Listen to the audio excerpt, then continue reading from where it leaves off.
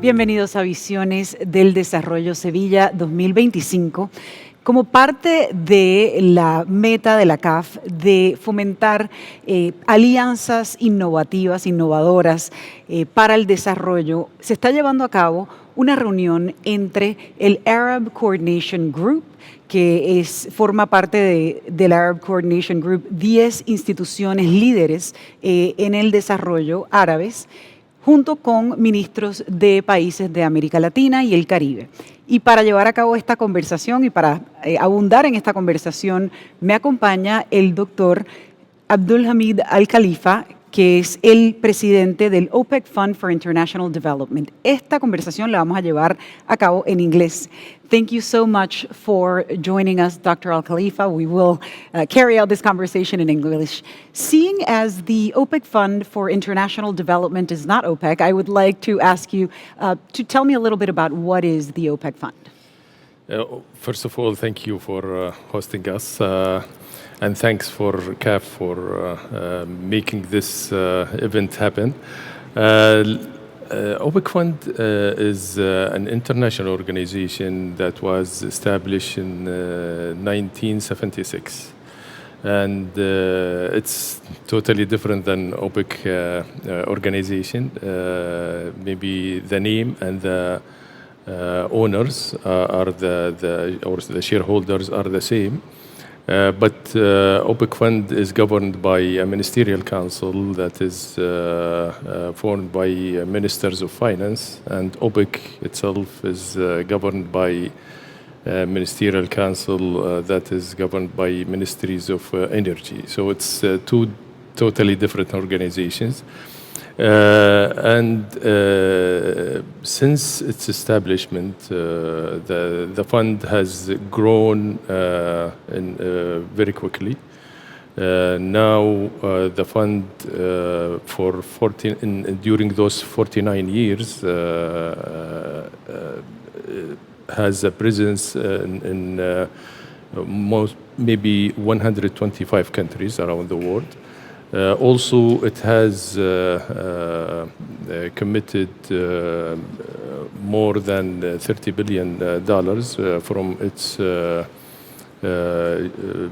its resources, but also it was successful in attracting or mobilizing others' money. The total project value that the fund has done with those 30 million is more than $200 billion.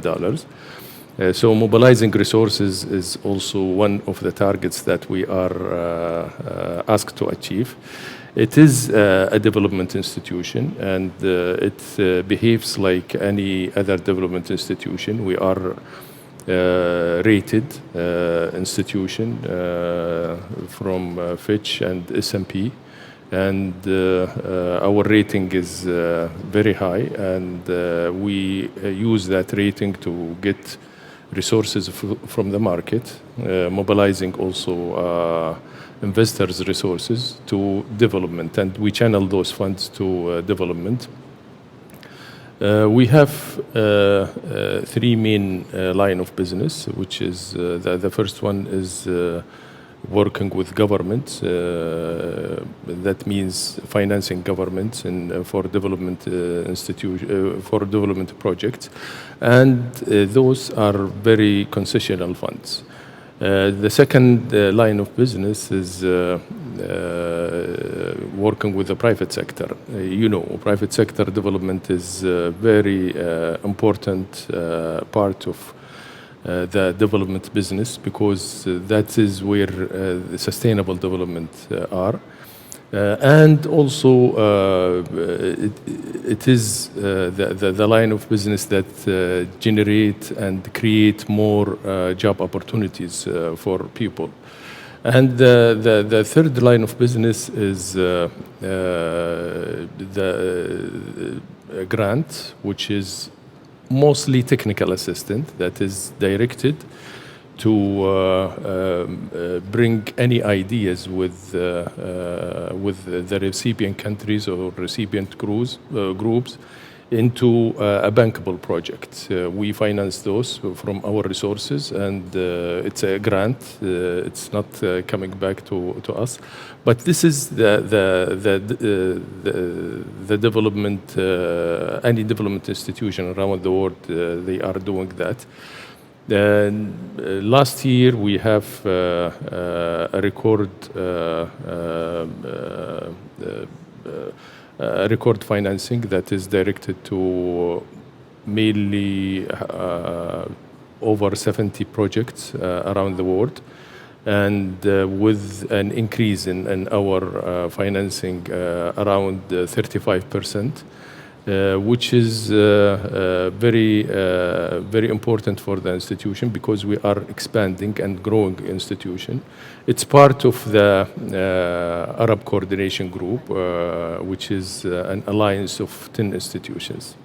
So when it comes to the Arab Coordination Group and countries in Latin America whose ministers, and the Caribbean whose ministers are taking part in this meeting, what do you see as those areas for enhanced collaboration? Well, in development business, every dollar we mobilize, or it comes from our resources, we have to mobilize multiple of that dollar from other resources. And coordination here plays a very significant role. And coordination is not only for the institutions, which makes our business very smooth and less costly, because you want to channel those resources to recipient countries. You don't want them to be consumed within the admin budgets for you.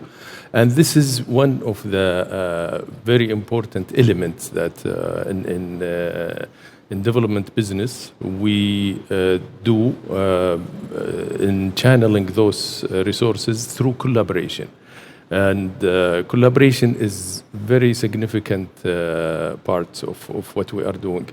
It also have an impact on the recipient country, rather than dealing with many or multiple resources of development finance. They only deal with one if we, as a development institution, collaborate.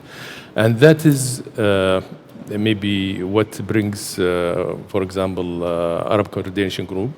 It is one of the groups that we are dealing with, but OPEC Fund is a global institution. As I told you before, it has a presence in 125 countries around the world.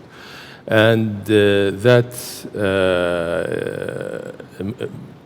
make us a global player, that we have to coordinate with each development institution on this earth, and that is what we are doing. It is for our beneficial or our benefit, but also it benefits the recipient countries.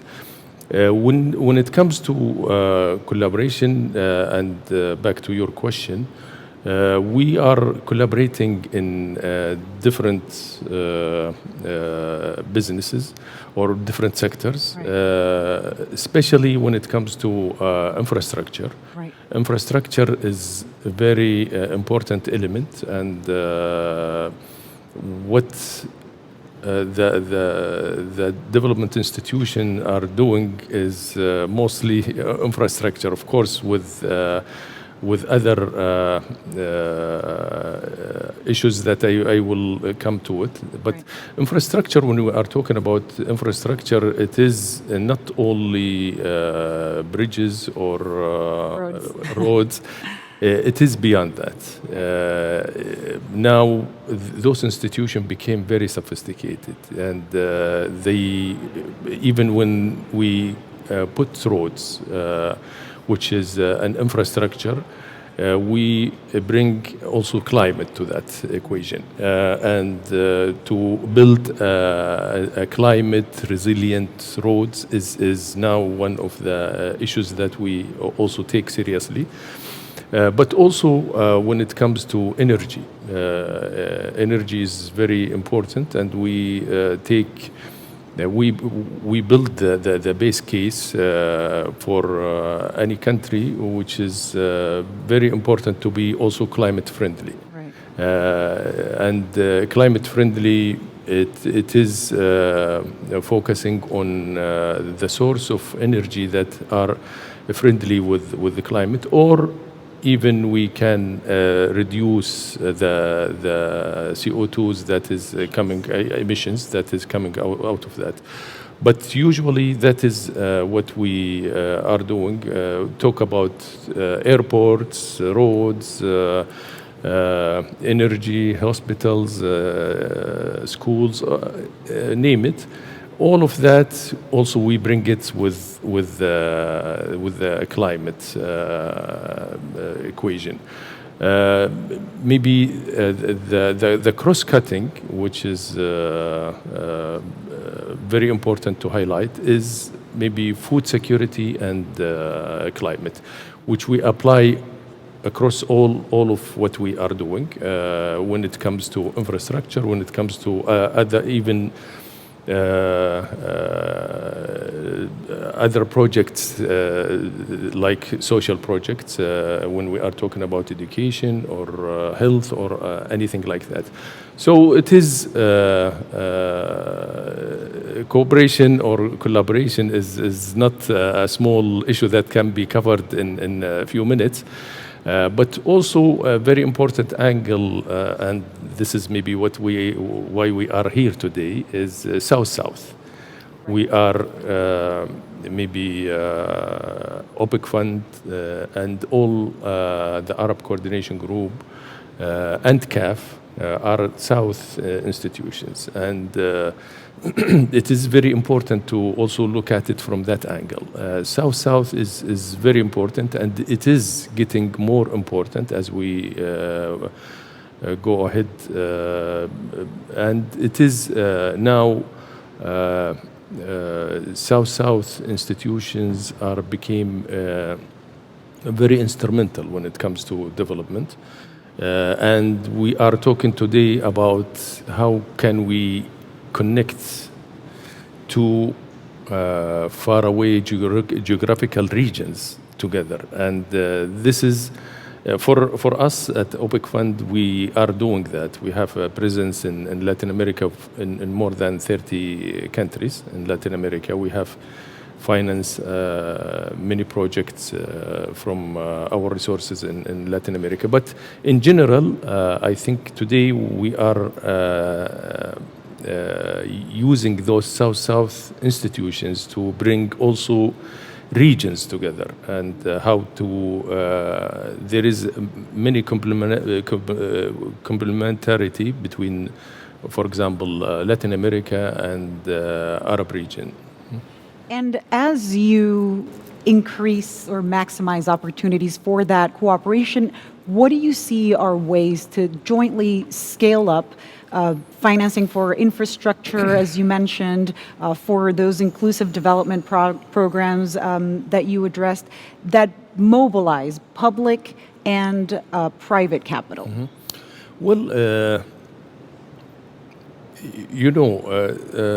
finance still the heart of development. Right.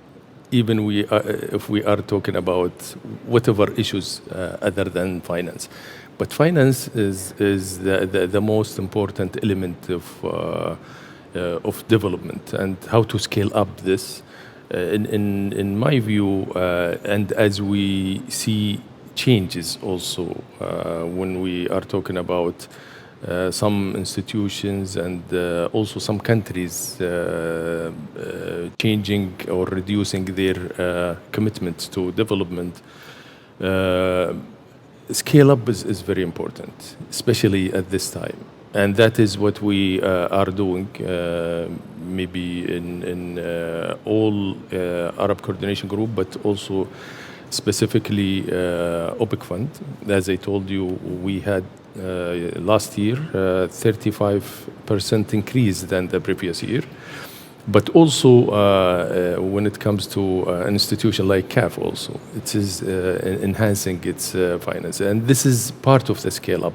Scale-up, it's first from our resources, our own resources, but also how can we mobilize others' money into this equation and make it even beneficial for them to be part of development. And this is what exactly we are doing. And we have